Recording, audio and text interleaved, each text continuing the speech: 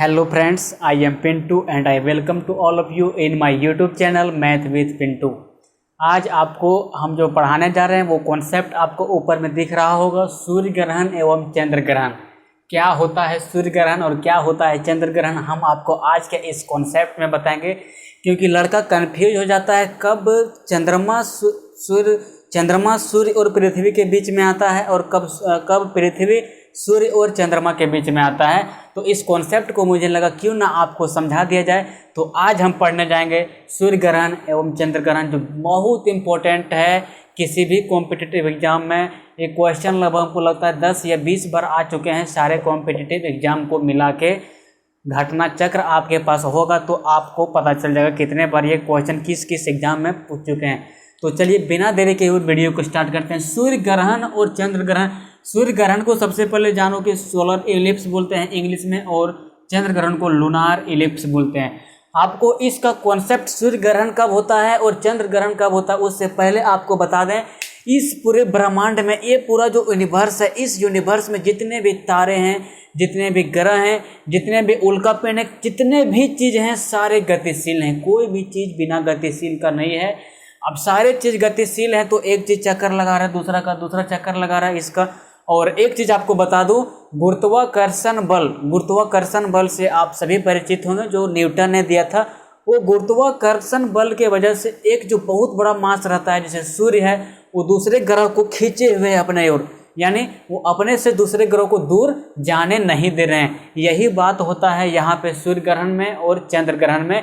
पृथ्वी से छोटा है चंद्रमा, और चंद्रमा को जो है सो पृथ्वी अपने ओर खींच के रखा है उस न, ताकि चंद्रमा उसका अपनी कक्षा से बाहर ना चला जाए। यही होता है मास का प्रॉफिट ग्रह को, कि अगर कोई ग्रह बहुत बड़ा है तो वो किसी दूसरे उपग्रह को अपनी ओर खींच के रखा रहता है और वह उपग्रह उसी के कक्षा में चक्कर लगाते रहता है। जैसे देखो, सूर्य ग्रहण और चंद्र ग्रहण में आपको 3 कॉन्सेप्ट यहाँ याद रखना पड़ेगा। जैसे ये मेरा प्यारा है सूर्य भगवान, ये आपका है पृथ्वी, और ये अभी हम मानते हैं कुछ देर के लिए चंद्रमा, ठीक। तो हमारा जो सौर मंडल है उसमें ये है सूर्य। सूर्य सबसे बड़ा ग्रह है, बड़ा तारा है हमारे सौर मंडल में। अब देखो, ये है सूर्य, यहाँ लिख देता हूँ सन, ये है मून और ये है अर्थ। आई थिंक कि आपको इसका हिंदी पता होगा। सन मीन्स सूर्य होता है, मून मीन्स चंद्रमा होता है, और अर्थ मीन्स पृथ्वी होता है। सूर्य अपना जगह पे ठीक ठाक टिका हुआ है, सूर्य को कोई दिक्कत नहीं है। लेकिन बात क्या है, ये जो चंद्रमा है और ये जो पृथ्वी है सो घूम रहा है अपने एक दूसरे के कक्षा में। जैसे पृथ्वी घूम रहा है सूर्य के चारों ओर, तो चंद्रमा घूम रहा है पृथ्वी के चारों ओर, ठीक। तो क्या होता है, ये है सूर्य और ये है पृथ्वी। जब ये घूमते हैं ना, ये जो मून है, आपको ये ने दिमाग लगाना है कि मून यहीं पे है। ये चक्कर लगा रहे हैं किसके? पृथ्वी के। किसके चक्कर लगा रहे हैं? पृथ्वी के। चंद्रमा चक्कर लगा रहे हैं पृथ्वी के। चंद्रमा कभी यहाँ पे आ गया तो कभी यहाँ पे आ गया, कभी यहाँ पे आ गया, कभी यहाँ पे आ गया, कभी यहाँ पे आ गया। जब ये घूमते हैं तो घूमते कभी ऐसा समय आता है कि सूर्य, चंद्रमा और पृथ्वी तीनों एक लाइन में आ जाते हैं, और एक लाइन में आने के बाद चंद्रमा पे जो सूर्य की रोशनी पास होती है, वो सूर्य की रोशनी पास होना बंद हो जाता है। जैसे अगर चंद्रमा मेरा यहाँ है, अगर ये चंद्रमा यहाँ आ गया तो सूर्य का रोशनी यहाँ से आराम से जाएगा। लेकिन अगर आपको पता होगा, अगर बीच में सूर्य रोशनी कर रहा है, या हमारा जो ये लाइट है भी रोशनी कर रहा है, और बीच में अगर हम किताब से ऐसे ढक दें ऐसे, तो क्या उधर से मेरा लाइट नहीं ना आएगा? तो वही बात होता है यहाँ पे।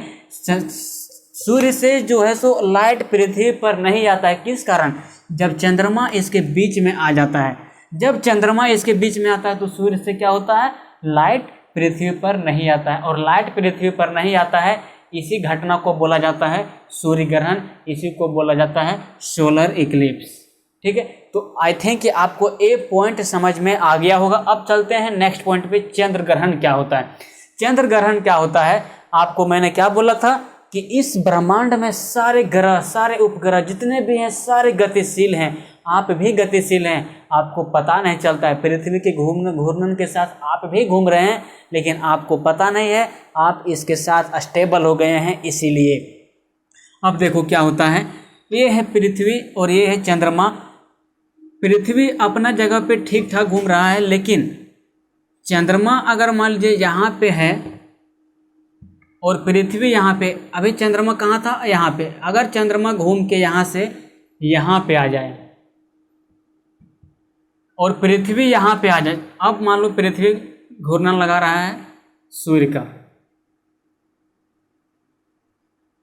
ठीक, ये है सूर्य और इसका चक्कर लगा रहा है पृथ्वी, और ये है आपका मून, ये इसका चक्कर लगा रहा है और ये इसका चक्कर लगा रहा है।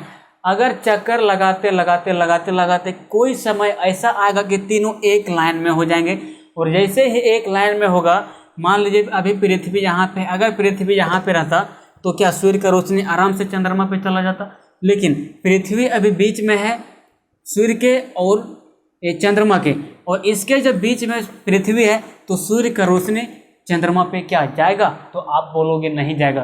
तो इसी घटना को बोला जाता है चंद्र ग्रहण। तो आपको चंद्र ग्रहण और सूर्य ग्रहण क्या होते हैं ये आपको समझ में आ गया होगा। सोलर इक्लिप्स और लूनार इक्लिप्स क्या होते हैं ये समझ में आ गया होगा। अब इससे थोड़ा सा और कॉन्सेप्ट बता दूं, जब भी लगेगा सोलर इक्लिप्स तो ये लगेगा अमावस्या को, यानी न्यू मून को, इसको बोला जाता है अमावस्या। जब भी सूर्य ग्रहण लगेगा तो न्यू मून यानी अमावस्या को लगेगा, और जब भी चंद्र ग्रहण लगेगा तो ये लगेगा फुल मून यानी पूर्णिमा को।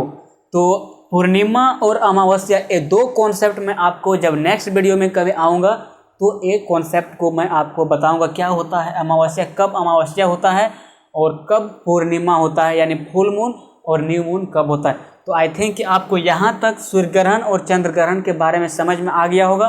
तो चलिए आज का वीडियो यहीं पे अंत करते हैं। जय हिंद, जय भारत।